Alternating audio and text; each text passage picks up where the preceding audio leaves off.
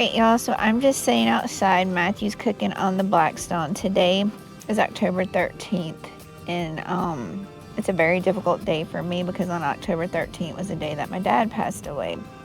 One thing that my dad liked doing a lot was grilling out hamburgers. So in honor of him today, we are grilling out hamburgers on the Blackstone. So that's what we're doing. And living the RV life, you still, live life as normal. You still have those dates that come along and the sadness and stuff like that. It's not always happy moments. So, but we're trying to make the best of it and just try to, remember my dad the best that we can, which he loved cooking us hamburgers. And I wonder what he would think about us cooking on a Blackstone, because he always cooked on what is it, Matthew? A charcoal grill.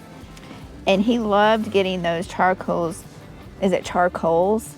Charcoal really high. One time did he burn off one of his eyebrows? When he lit it, he used too much lighter fluid and burned his eyebrow. Yeah, so it's a fond memory of mine with hamburgers and stuff. So that's what we're doing in honor of him today. And yeah, when you live this RV life, like I said before, you're not exempt from these holidays. I've have a lot of deaths that I've experienced in my life where these anniversaries roll around and stuff like that. So you just still have to deal with real life and RV life, so to speak.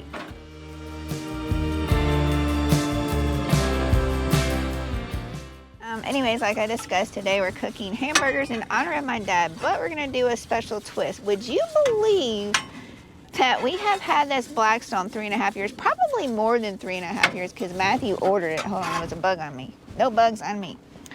Because Matthew ordered this before we ever moved into the RV. So anyways, we have never cooked a staple on this Blackstone. And y'all know what the main staple is? Bacon. This is our first time ever cooking bacon on the Blackstone. How do you feel about that, Matthew? I hope I don't get it wrong, because usually when I made bacon in our house, I would do it in the oven, low and slow, and that would make it crispy and everything. You said you were going to do it low and slow on the Blackstone too, right? Yes. All right, y'all, Matthew did it. He found room on the Blackstone for every piece of bacon. Real quick, how many pieces of bacon is on the Blackstone? Drop the comment below. I have no idea. I got to count so I can see if y'all are right. I counted 17. How many did you count? 17. Wow. Why would they give you an odd number? I don't like odd numbers. It goes by weight. It doesn't go by numbers. Oh. All right, y'all. There's only one piece of bacon left. The question is, did Matthew rent all the bacon and all that's left is one? No. Every piece matters. Every piece deserves its own special attention. This was on the outside and it was cold, so now I put it in the middle so it can get all the love and it deserves. All right, y'all, how did Matthew do? Is that how bacon's supposed to look? It was his first time cooking bacon on a Blackstone. And he's getting rid of all that bacon grease. I told him to just throw the burgers down on it. No. In fact, we were just talking about that. Like, my dad grilled the hamburgers, but my granny fried the hamburgers. She'd fry them on her stove in her cast iron pan. Yep. Yeah, and grease, and her burgers were good. I probably wouldn't want them now because I don't really like a lot of grease when I eat my burgers, but they were good when I was growing up. That's Southern cooking, y'all. When you're young, you have an iron stomach. After you grow up, not so much. You're like, oh, that's irritating me now, right? Yeah, too much grease is not good.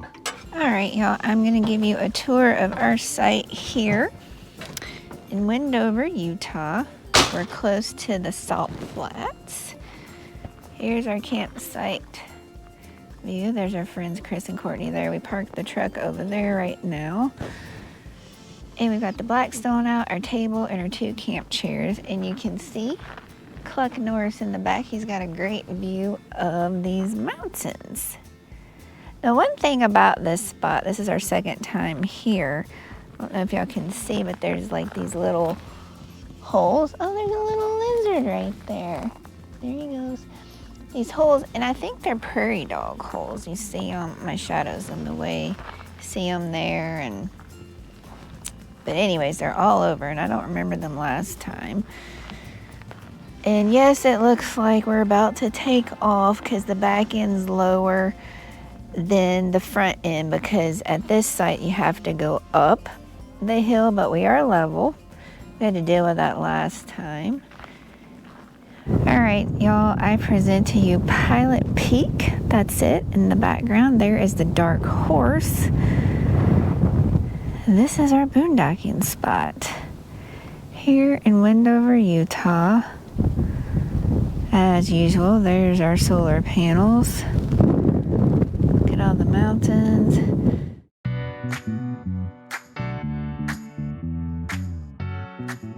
We came out here 2 years ago and it was completely white. It was glorious white. Let's show them.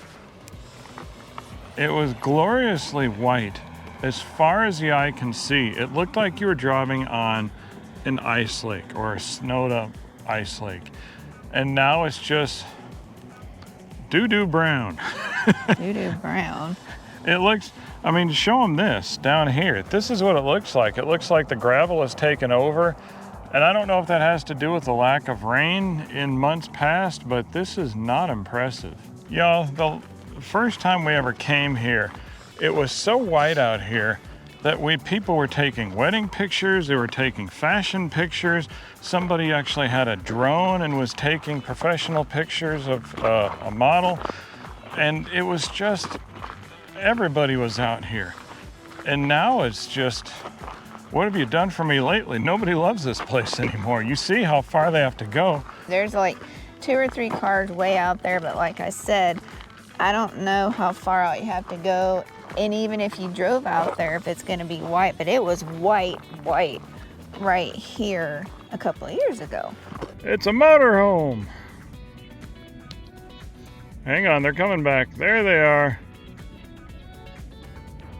I guess they want to see how fast they can go on the speedway. I hear them putting their foot down, y'all. And yet it's not moving. Yeah, I could hear it went, and it didn't really move that fast, but. No. Okay, y'all, so I'm gonna show you how the salt is all crusty right now. And it just crumbles, see? Y'all, I haven't studied this, but that leads me to believe that this is a layer of salt crust. And beneath that is just dirt, right? Dirt, sand, soil, stuff like that. So I believe if it hasn't rained a lot, you're not gonna get a lot of salt coming to the surface and then evaporating as this crust. Right now, you can see right here how thin the crust is. Now, obviously, I'm not Mr. Science, so I don't know if anything I'm saying is true. So take it with a big grain of salt, no pun intended. But you see that? Look how thin that is. That's why you can see it's a little bit white right here. But when you look at everything, it's not white, it's mainly brown. I want to step on another one. Ready?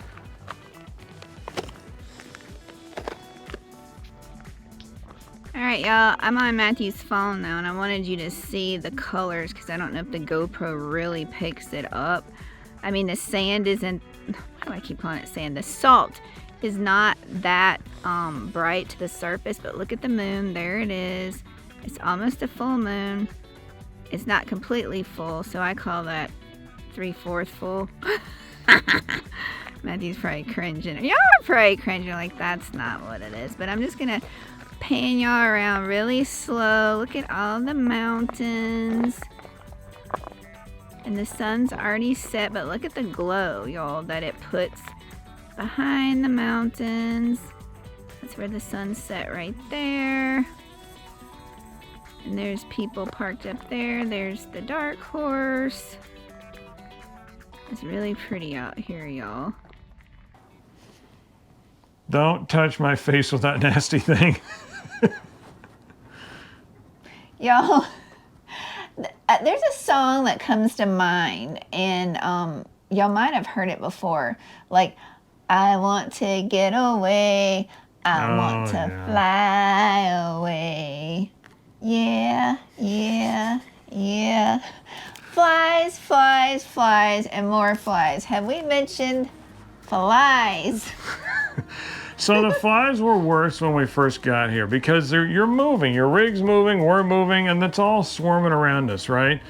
Other than that, I'd say we've had 2 or 3 in here at any given time. It wasn't that bad. I would think the first week it was really bad. The second week, for some reason, it seemed to change. But this is our 3rd time in this area, and the first time was horrific. The second time was manageable, and this time not as bad. But if you do plan on coming to this area, the flies are bad. Again, I'm going to say they're not that bad, but they are if you leave your door wide open, you're going to have a whole swarm in here. We left our screen door closed a lot, and I managed to dispose of a few. She managed to dispose of a few. We always had 1 or 2 flying around, but here's a tip. Flies sleep. Did you know that?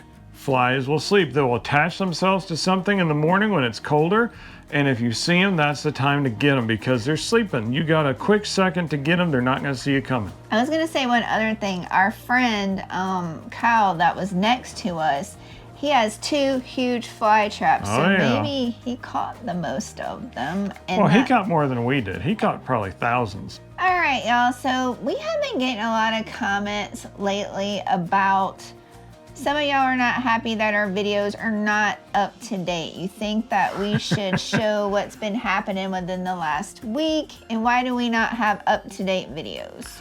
Well, one reason is we don't share our current location for our own safety, because think about it. Y'all are wonderful people, by the way, but we share everything that's inside our rig, outside our rig, where we are, what we have, what we own. And if you think about it from a security standpoint, that's not real bright. So maybe, just maybe, it's a good idea for us not to announce, hey, we're right here, to the entire planet. Not that the whole planet watches us. They should, but they don't. So, but enough people do. So it's just a security thing for the most part.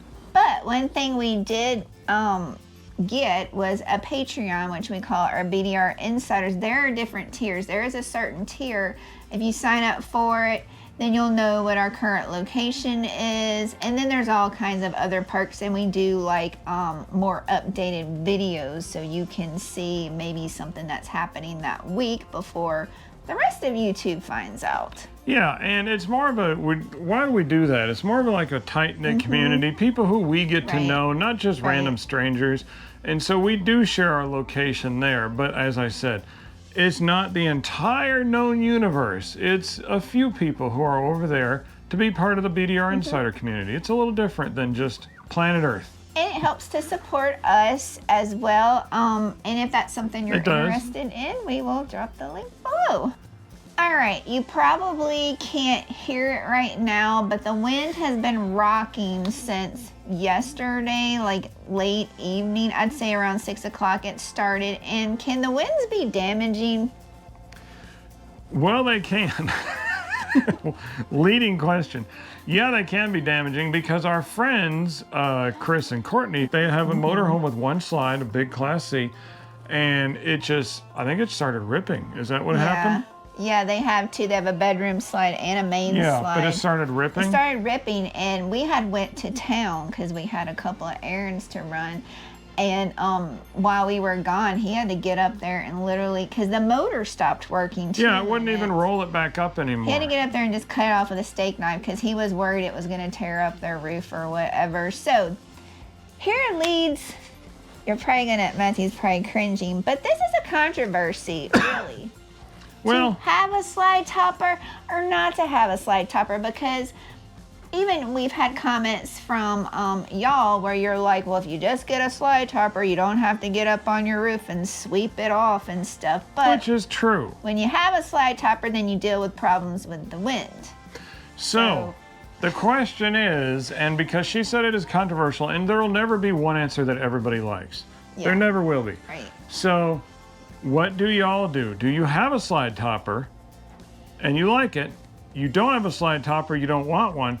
Or are you like our friends at No Sticks, No Bricks, where they have slide toppers, but they seem to be less favorable to them, but it came with the rig. They got to have it. So where do you fit in? Is it a choice that was made by somebody else? Do you want one? Do you not want one? Give us all the arguments down below, and no, we're not actually thinking about getting them because we don't like them, but that's just our opinion. before we get off the subject of slide toppers, we were at a park in Bullhead, Arizona, and these people had slide toppers. Yeah. Our neighbors had slide toppers, but you know what they had there? They had pigeons, and these pigeons like to get between the slide topper and the top of your slide. So then she went and put a bunch of bottled water there to prevent the pigeon from going in, but then the wind came, and then the wind blew the water bottles, and they're all floating in there. It was just a mess. It was a mess. It was crazy. So again, give us your nutsy stories, your crazy stories, or if it's really saved you a lot of grief and anguish, then put that too. As we said, we don't like them, but we're open. So just help somebody out. They may read your excuse for not liking them or your reason for loving them, and it may convince them. Okay, y'all, I'm going to bring you to like an episode of the X-Files. Oh no. So we got back one night after being out on the town, because it gets dark here like at 7:30. So we might have got back at 8 or after, and it was pitch dark out here. And so I looked out the back window, and there was this bright light shining behind our RV like a spotlight. And I said, Matthew, there's a bright light out there. Like, who is shining the light like right outside, you know? And where is it coming from? I'm like, oh no, did the aliens come and land here? Because we're in Utah, you know. And then I'm like, and he was... I don't believe in aliens. He was about to go outside and investigate. And then I'm like, wait a minute. We had the light on inside the RV, and that blind was open. The light was shining from inside the RV to outside. So just to prove it, I put that shade down. I'm like, oh, light went away. Put the shade back up. Light came back. It was our own light. Is it politically correct to say it was a blonde moment? He believed me, though. He thought there was a light out there. So what does that say about him? He doesn't have blonde hair. I'm a man of action. I saw an anomaly and I was headed right outside to fix it. I didn't stop to think we're the ones shining the light, but you know, I'm slow. I have an excuse. You're supposed to be the smart one. I have a huge update on my job. Huge, this big. As most of y'all know, back in April, I woke up Saturday morning. It was the day we were supposed to leave, and my boss is like... And we were in Safford, Arizona. Yeah, this contract that we're working on is probably going away. She said probably, there's a big chance it's going away, which means a lot of y'all, it's going to hurt a lot of y'all, which basically means no more job, right? Like, we have like a little accounts, but it's not going to pay the bills. And so I was like, devastated, blah, blah, blah. And so I emailed her to try to get more information. And then every time I emailed her, sometimes I wouldn't hear from her. And then sometimes it'd be like, oh, well, they extended it temporarily for 2 months. I'm like, okay. So every 2 months I would check with her, and she said they did it another 2 months. So she said we were on a temporary extension basis. Well, just out of the blue, I didn't even email about it because I was just keeping track. I was trying to the best of my ability keep track of the 2-month extension. And she said, we just won a huge victory. They renewed our contract for our big account for 5 years. Now that's what she says.